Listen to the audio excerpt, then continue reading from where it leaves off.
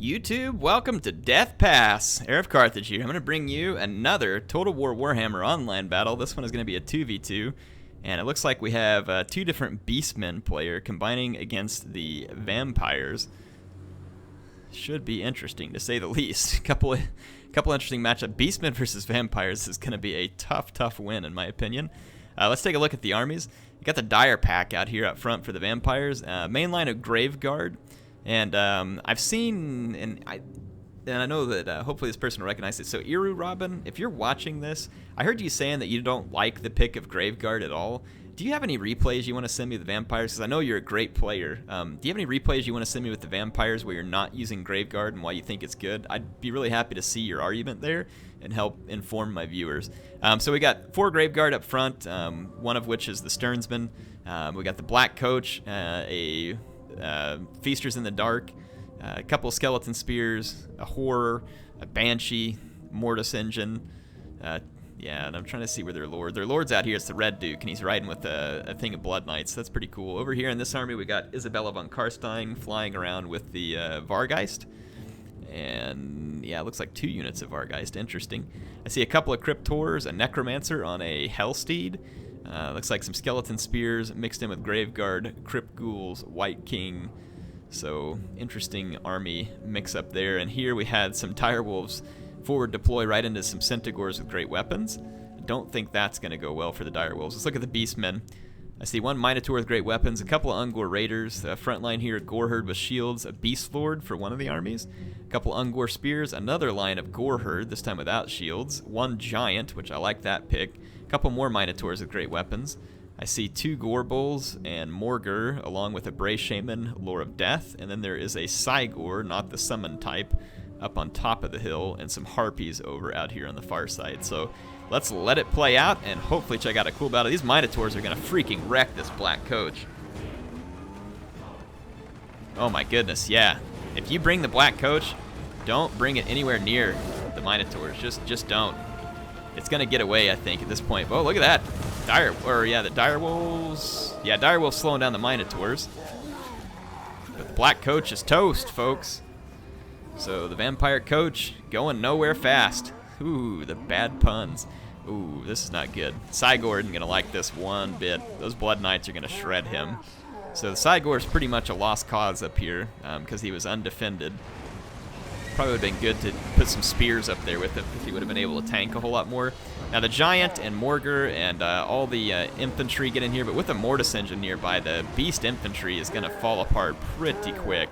These Centaurs with great weapons, interesting units. If they mob the Blood Knights, they might actually be able to get some damage done. And mobs, the Centaurs with great weapons can be pretty good. Look at this, gonna raise some zombies right here in the way of these approaching Gorherds. How annoying is that? Vampires wreck.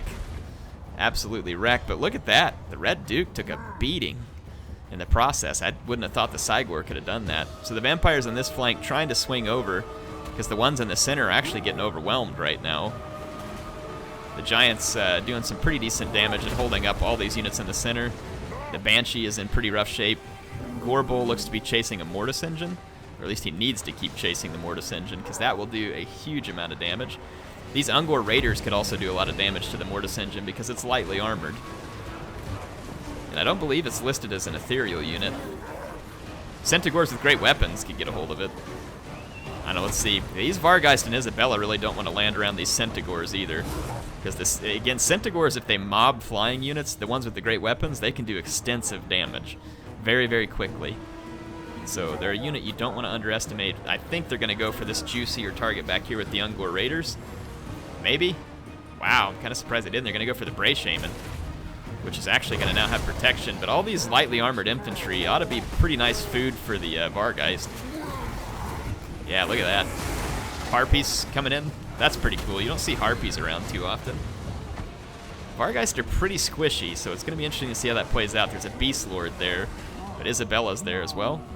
The Blood Knights get into the... Oh, goodness, the Blood Knights. Yeah, but here comes all the Centaurs, and there's also Chaos Spawn. And so the Blood Knights are going to take... See that damage ticking away there? All the armor piercing and the fast attacks of these Centaurs with great weapons is pretty substantial. they get killed in droves on the charge by a unit like this Blood Knight, but in prolonged combat where they get mobbed, it goes very poorly for a unit like the Blood Knights. See how quickly they got eaten up there. Vargeist got away with some decent trade right there, I think. And they're going to go pick off some of these regrouped or weak units. So I think Isabella and the Vargeist making some nice use of their talents there.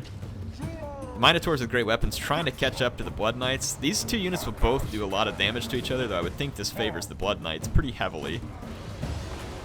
If those Centigores would swing back here while the Minotaurs had these guys pinned, they could probably finish off the Blood Knights. Let's see, so the Beastmen look like they're gearing up for a second venture here. The second Vampire Army is inbound. It doesn't have a ton of infantry. The Red Duke is very, very weak back here. In fact, he's crumbling, and he got Spirit Leeched. So he's gone, which means that that Vampire Army is going to suffer a pretty big leadership loss.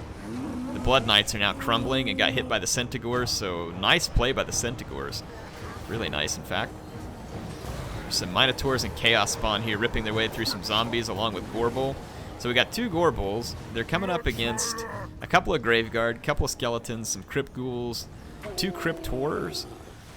It's hard to say. Those Crypt Horrors and Graveguard could go a long ways against, again, some of the lightly armored Beastmen units. This is not a... yeah, it is a spawned. That's a spawned Chaos Spawn, so it'll want to get into combat. I like how they took the charge, though, of the Crypt Horrors rather than the infantry taking that charge. Minotaurs with great weapons should do very decently against Crypt Horrors, I would think, but not, actually, at the moment. Okay, here's the Vargeist. Oh, yeah, look at this. All the Centigores coming into play. The Centigores are a little bit damaged at this point, but they are dishing out some damage. They are killing this Vargeist, and Gorbel is in there too. So like I said, Flyers would want to stay a good long ways away. There's Curse of Years, though, which is taking away all the melee attack of the Centigore. So that's helping the Vampires a great deal right now, and it was a pretty nice play, to be honest. The Giant for the Beastmen's getting pretty weak, and there's not a lot of Beastmen infantry left. So the second Vampire Army having some pretty good fortunes right now, and that Curse of Years was actually pretty substantial, I think, at this point, because those Centigores got all their damage slowed down.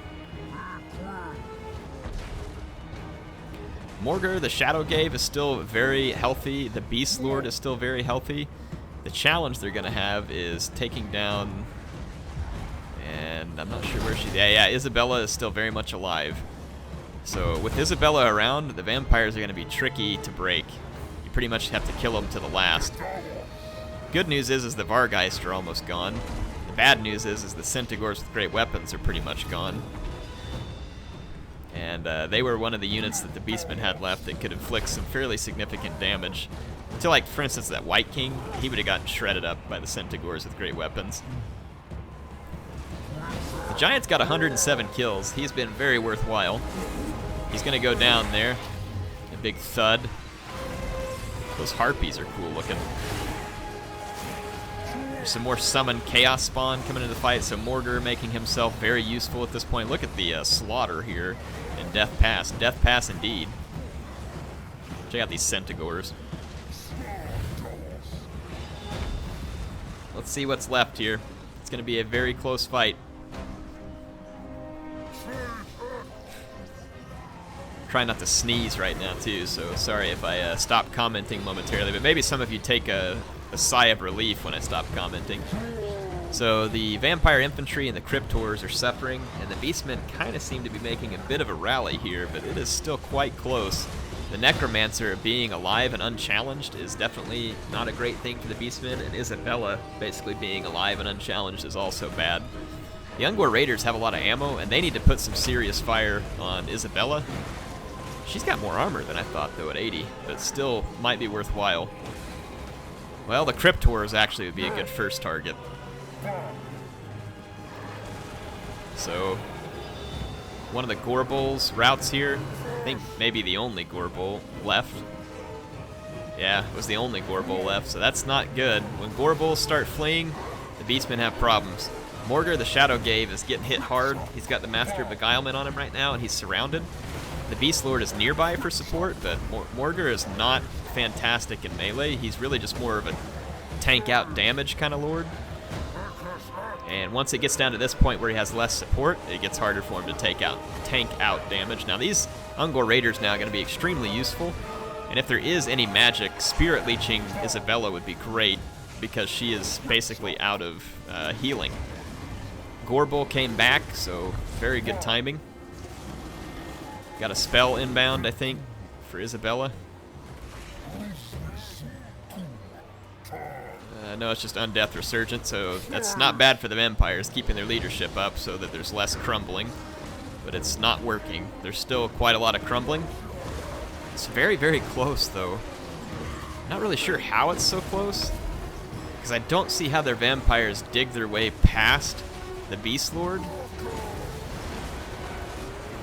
But did they get Morgar? No, they did. Yeah, I can't find Morgar. No, here he is. Okay, they didn't get Morgar or the Beastlord. Yeah, okay, now it's starting to favor the Beastmen, which is kind of what I would expect here. Let's get some close-ups. Look at that Gorbel roll. So yeah, the Chaos Spawn from Morgar can be an absolute nightmare in late game if they hit you at the wrong time. And like I said, the Ungor Raiders here are actually going to be very, very useful. So there they are, firing in. They're also going to be hitting some of their own units, so there's a price to pay for that. And at that point, it looks like the vampires are going to crumble. I just saw Isabella go down, but it was awfully close.